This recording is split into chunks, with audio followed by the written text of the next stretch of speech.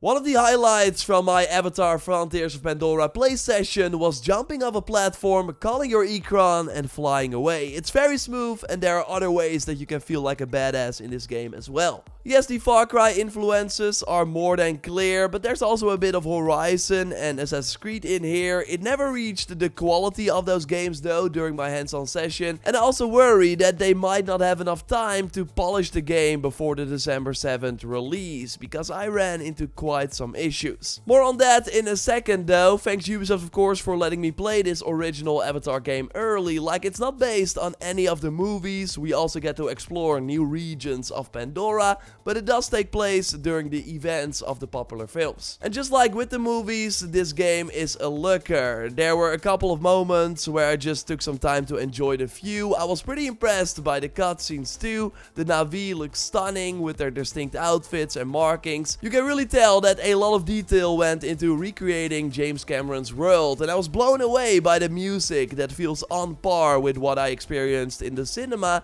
and just adds so much more emotion to these scenes. We must bring the fight to them.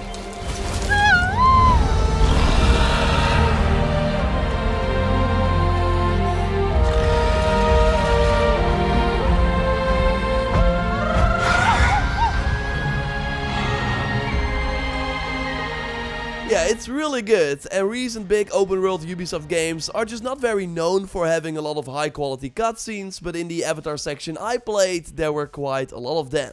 So it seems like Ubisoft is not holding back this time. And the fact that it's set in a fantasy world also lets the developers get a bit more creative, which so far made exploring Pandora more exciting and interesting than any of the grounded Far Cry regions. Like in Avatar, you simply don't know what you will find. Plants play a huge role in this, as they can increase your speed if you walk over them, they can sometimes shoot at you when you get too close, or you can use them as explosives. There are lift vines to help you get higher up, sometimes you have to shoot them first to create the vine. They can launch you to spots you first could not reach, or can be used as trampolines to also let you jump higher. Like, I found a ton of different plants in my short session that all had a small but fun impact on the gameplay. Now, early in my demo I learned that the RDA, the Sky People, had installed aerial devices that were pushing out signals, disrupting the life in the Kinglor forest. So the goal was to take them out, but to do that I first had to get a flying mount. But as we know from the movies, it's quite challenging to bond with an Ikran. You have to earn their trust first. So for this mission I had to climb the familiar flying rocks, jump from branch to branch in order to tame my own flying mount. The plants were here also used for puzzles, where for example one blocks your path, so you have to follow the connecting vines and touch or shoot them in quick succession to clear the way. Like, there was no combat in this mission at all. I was chasing this Ikran that was testing my agility and see if I could make it to the top. It was kind of refreshing and also makes sense for this world. After a lot of climbing and showing my worth, I could finally bond with my Ikran and give a name as well. There are 10 options, but the cool part is that your character will say that name out loud to your flying mount as well,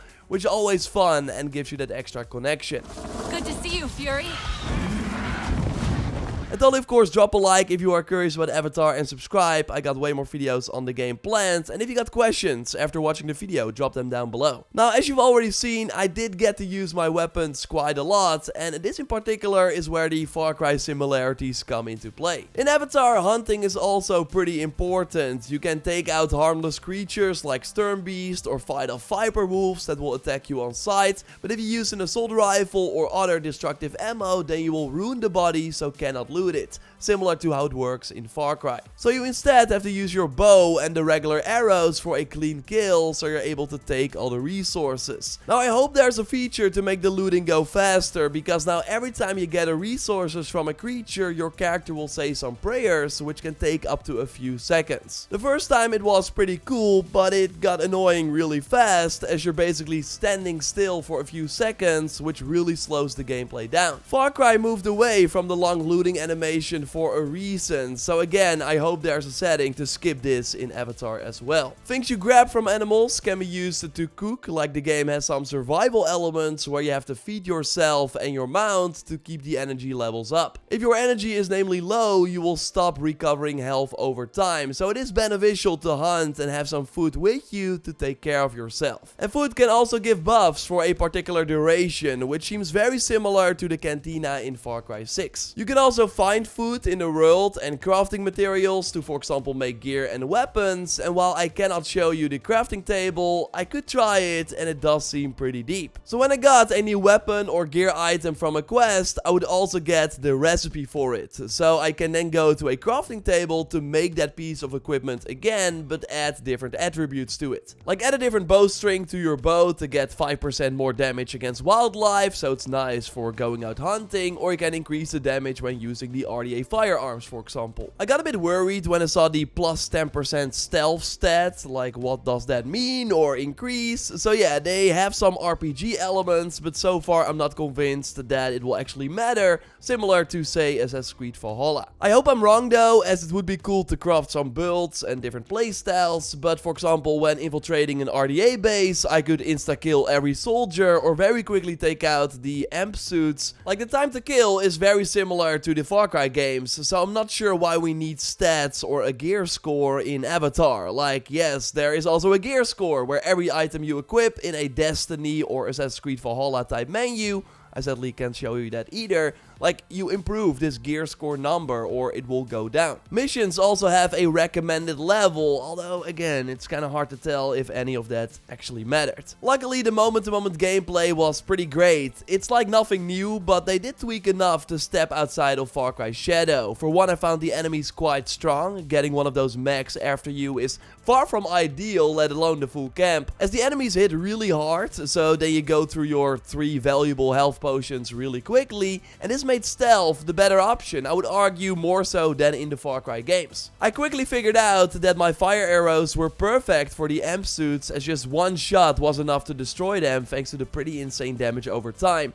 and this would also let me stay hidden. And then I used the normal arrows to just snipe the regular soldiers, so I was sneaking around, switching weapons and ammo depending on the situation, scanning and tagging enemies through walls with my special vision. It was pretty awesome. You can, by the way, craft arrows from the weapon wheel at any time, which is great, but in my experience you run out of resources pretty quickly, making that one-hit stealth-like playstyle even more beneficial. And navigating these bases as an acrobatic Na'vi with a double jump also makes for some fun possibilities that were not possible in the Far Cry games. Who needs ladders when you can just jump? You are also reminded of the fact that you're kind of a giant when facing a tiny human soldier, which a really fun twist. But my favorite part of the base infiltration was calling my Ikran after I completed all the ground objectives and then fly to the roof of a building to destroy the antenna as like the final thing I had to do. It's really cool that you have this level of freedom and can just call your flying mount while in combat inside an enemy base. It helps to change the familiar outpost clearing up quite a bit. It can also of course infiltrate from the back of your flying mount if you want, and the flying combat worked pretty well too, and it was surprisingly easy to shoot a Scorpion gunship out of the sky.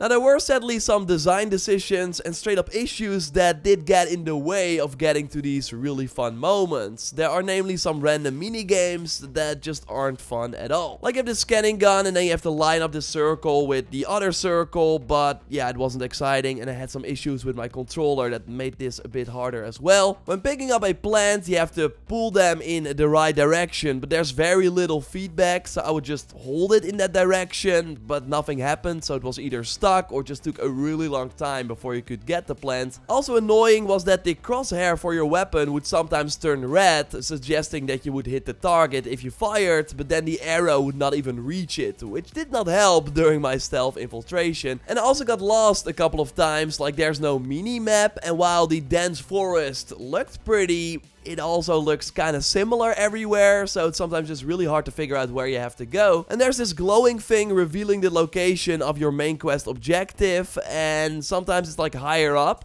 So then I tried climbing a mountain for a few minutes to get there, but turned out I had to walk around the mountain, which simply wasn't clear because I saw the glow like in front of me. Now, I would imagine this less of an issue when you have your flying mount, but the on-foot exploration that I gotta do was kind of a pain to get right. And while it's Ubisoft's first next-gen only open world game, Avatar really does not seem to try anything to push that format forward. The open world activities I found were the bases, the bell sprigs that you have to touch to increase your health. I could free a creature that was being held by the RDA. I then, by the way, just hunted the beast after like freeing it and got its resources. It kind of felt evil, but yeah, I wanted to try it for science. It is possible. No, but my point is that there was nothing exciting about the open world activities. It seems like they will also just be reused throughout the map with little variation. The progression also left much to be desired. There's a pretty small skill tree that I sadly cannot show, but expect skills like increasing your ammo capacity for certain weapons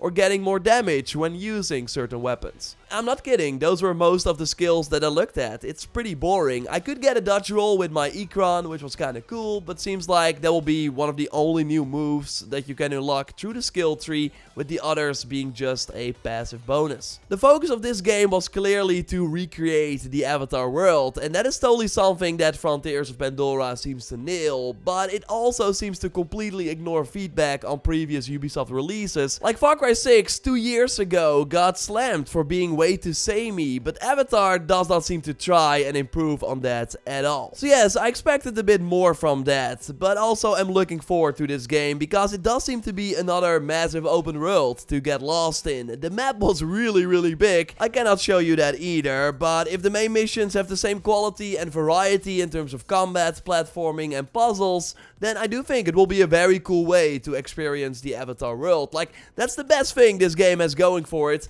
We just never had a AAA big budget release set in this universe, and it's kinda cool that it's finally close. So this was of course a pre-release version of the game. Hopefully they have enough time to fix the issues I ran into, because it was quite a lot. For me this felt like a demo I sometimes played at E3, but then the developers still had 4 to 5 months to polish everything up. Avatar is coming in less than 2 months from now when I played it, which is kinda worrying for me. I had crashes, visual glitches, there were placeholder items still, audio bugs, etc. So again, I hope they fix it in time, because there's totally something here. I am looking forward to the full release. Of course, subscribe for more coverage on the game. I actually got more info that I will share soon. Drop your questions again below. I want to answer them as well. And if you want to see some raw gameplay, click the video on the screen. I will speak to you soon. Goodbye.